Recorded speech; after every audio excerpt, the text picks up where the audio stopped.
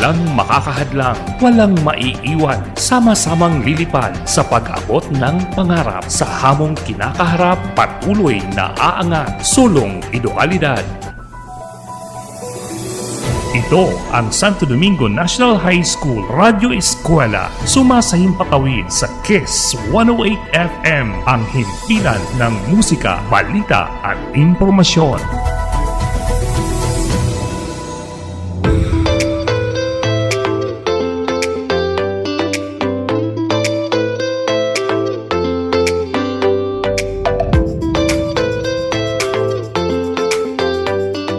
Morning, young scientist.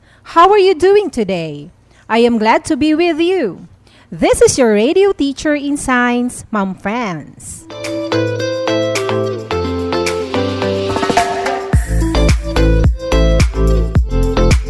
Do you have your module now? If not, get your science module, ball pen, and a piece of paper. Make sure you are in a comfortable place.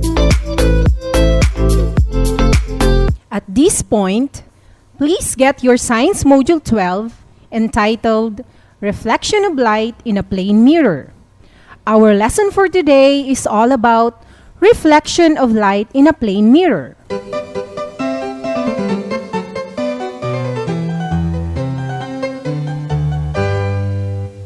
Today, we'll get to number 1, explain the law of reflection. Number 2, compare the actual height, width, and the distance from the mirror of the object with that of the image formed by the plane mirror. Number 3, describe the image formed by plane mirror. Now, let us try the task, think and pick. Read and analyze the statement carefully and choose the letter of the correct answer. Number 1, when light hits a smooth surface, it is blank. A, bent around corners. B, polarized. C, reflected. D, refracted.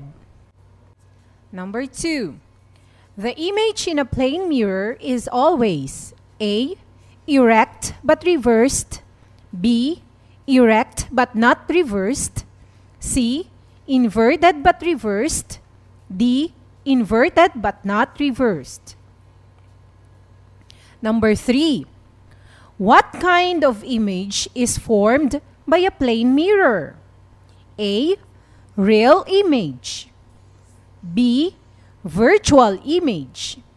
C, multiple image.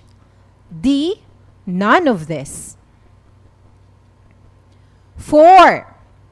Which of this is not the property of an image formed by a plane mirror? A, the image is laterally inverted. C, the image is erect. D, the size of the image is smaller than the size of the object. Number 5. When the image of an object is seen in a plane mirror, the distance from the mirror to the image depends on A, the wavelength of light used for viewing. B, the distance from the object to the mirror.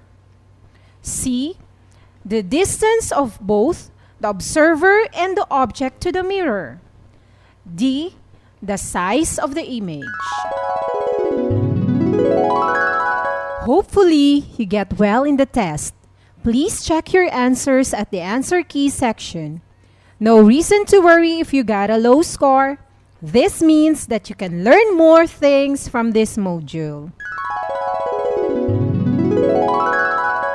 Now, let's move on to activity Mirror, Mirror on the Wall. Write down your answer on a sheet of paper. To perform this activity, please proceed to the location of your mirror or bring with you a mirror. Are you now ready? Are you holding your mirror or standing in front of mirror? Is there a reflection of light in the mirror? What did you see when you look at the mirror? Is your image exactly the same size as you are? Now raise your right hand. What hand does your image raise? Is your image erect or inverted? Is it real or virtual? Now, let us explore more about the plane mirror by answering the activity entitled My Image and Me. Look at the picture on page 5 in your module and analyze the nature of image formed by a plane mirror. Answer the following questions. Number 1. What is the size of image formed by a plane mirror? Number 2. What type of image is formed by plane mirrors? Number 3. Where is the image of an object in a plane mirror? Number 4. Compare the distance of the man to the mirror and the distance of his image from the mirror. Now, let us define what reflection is. You're right! Reflection is the bouncing of light rays when it hits a surface like a plane mirror. How about the two types of images formed by reflecting surfaces? Can you name and differentiate the two? Right again! The two types of images formed by reflecting surfaces are real and virtual images. Real image is always inverted and is formed by actual rays of light. It appears in front of the mirror and can be projected on the screen. Virtual image is always erect and formed by apparent rays of light. Virtual image appears behind the mirror. From the activity you answered a while ago, what are now the properties of an image formed by a plane mirror? You're right again! The properties of an image formed by plane mirrors are: Number 1. The image obtained is virtual. Number 2. The image is erect. Number 3. The size of the image is same as the size of the object. Number 4. The distance between the image obtained is same as the distance between the object from the mirror. Now, may I add the different components of reflection of light in a mirror? The ray of light approaching the mirror, represented by an arrow, is called incident ray. The ray of light which leaves the mirror and is represented by an arrow pointing away from the mirror is called the reflected ray. An imaginary line that can be drawn perpendicular to the surface is the normal line. The angle formed between the incident and normal is called angle of incidence, and the angle formed between the reflected ray and normal is called angle of reflection. If the angle of incidence is 30 degrees, then the angle of reflection will also be 30 degrees. Can you now state the law of reflection? Right! The laws of reflection states that the angle of incidence is equal to the angle of reflection, and the incident ray, normal, and the reflected ray all lie in the same plane. You're doing great! Now, let us apply what you have learned by answering the activity entitled, How Do I Look? On page 7. Analyze the given pictures given on page 7 of the module and answer the questions that follow. Number 1. Which of the given pictures show an image on a plane mirror? Number 2. Which of the mirrors has an image that is erect and virtual? Number 3. Consider the diagram. Which one of the angles A, B, C, or D is the angle of incidence? Which one of the angles is the angle of reflection? Number 4. A ray of light is incident towards a plane mirror at an angle of 30 degrees with the mirror surface. What will be the angle of reflection? What will be the angle of incidence? Number 5. What is the relationship between the angles of incidence and reflection? I will give you 60 seconds to answer the activity. Your 60 seconds starts now.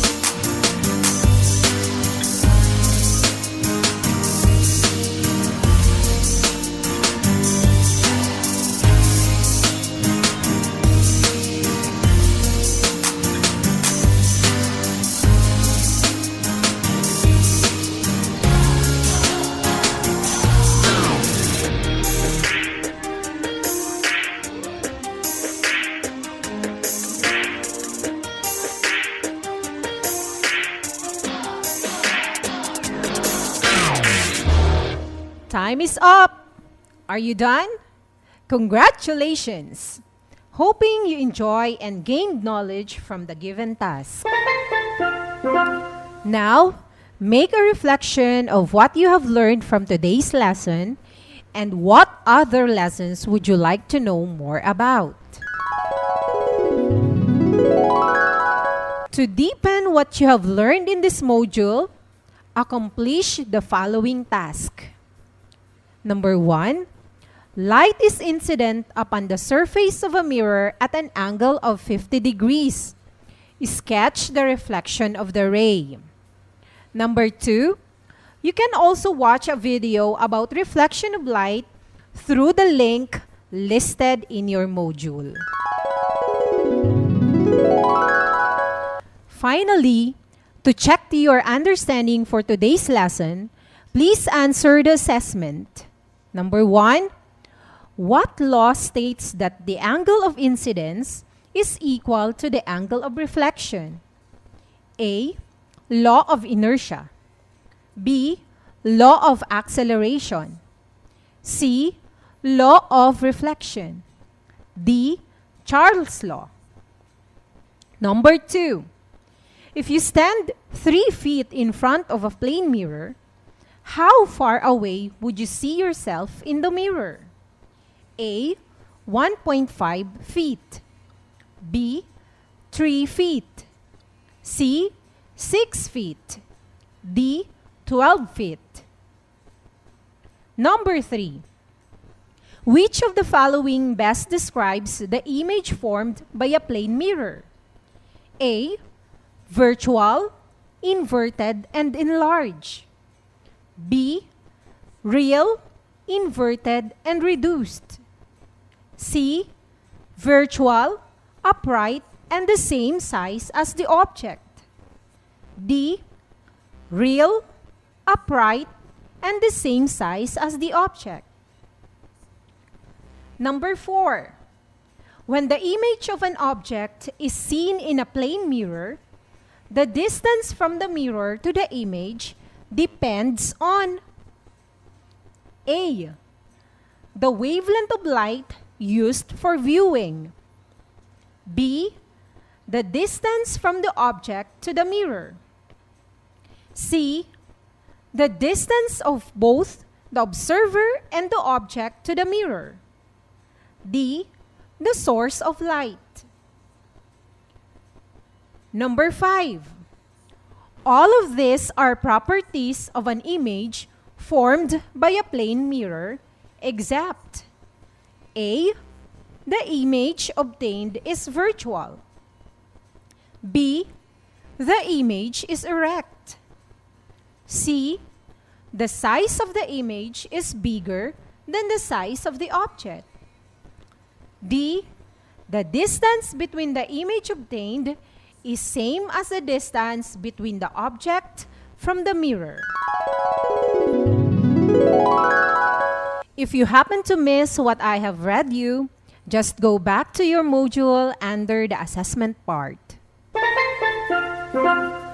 Before we bid goodbye, please get your ball pen and paper and write down this beautiful quotation. Are you ready? In the ocean of life, God is our buoyant force. No matter how strong the wind and gigantic the waves are, we will not sink as long as we are anchored on Him. I repeat, in the ocean of life, God is our buoyant force. No matter how strong the wind and gigantic the waves are, we will not sink as long as we are anchored on Him. Again, in the ocean of life, God is our buoyant force. No matter how strong the wind and gigantic the waves are, we will not sink as long as we are anchored on Him. To know if you learn and understand our lesson for today, make a short reflection of the quote I have shared with you. How would you relate it to our present situation? Please submit your output in my messenger after an hour. Again, make a short reflection of the quote I have shared with you. How would you relate it to our present situation? Please submit your output in my messenger after an hour. This has been your science radio teacher for today, Ma'am Franz. Goodbye. Have a great and happy day. Happy learning!